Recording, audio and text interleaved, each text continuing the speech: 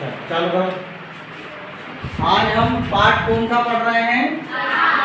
दशांश पाठ 8 है ना। इसमें दशमलव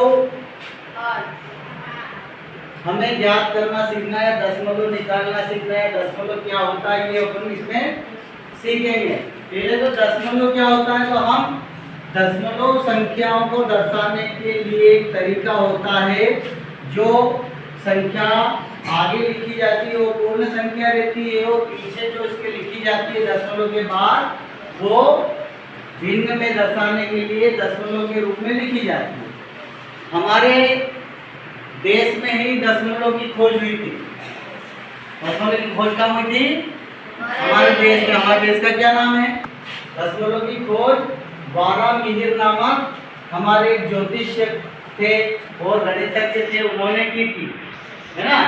दशमलव संख्या को लिखने के लिए हम एक चीज इस्तेमाल करते हैं या एक ट्रिक इस्तेमाल करते हैं कि बाईं ओर पूर्ण संख्या रहती है, बाईं ओर पूर्ण संख्या रहती है और दाईं ओर दशमलव भिन्न संख्या होती है।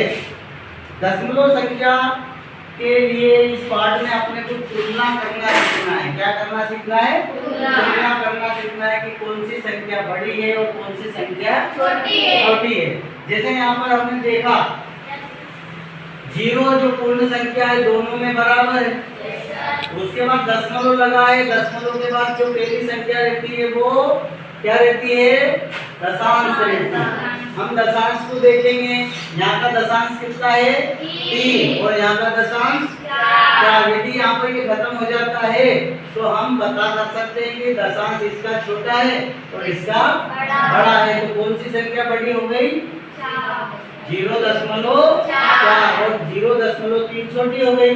ये छोटे बड़े का निशान है कि 0.3 छोटा है 0.4 से, है ना। अब ये अपन ने तुलना कहाँ पे की? इसकी पूर्णांक पे की क्या? नहीं की, क्योंकि पूर्णांक तो बराबर है। हमने इसकी तुलना कहाँ पे की? दशांश पे। दशांश पे देखा कि एक दशांश बड़ा है और एक दशांश छोटा है। जिसका दशांश बड़ा है उसके सामने बड़े का जो मुंह खुलता है वो।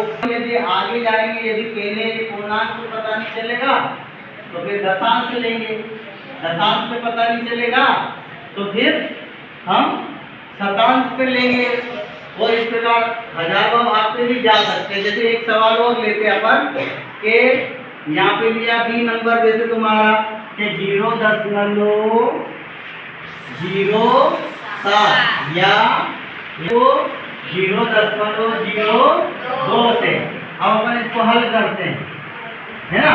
अब तुम देखोगे यहाँ पे संख्या को, तो हमको संख्या दोनों की अच्छे से दिख रही है, दिख रही है नहीं? पहला पूर्णांक 0 दोनों में है, फिर तुलना कर नहीं पाएंगे क्योंकि दोनों बराबर है।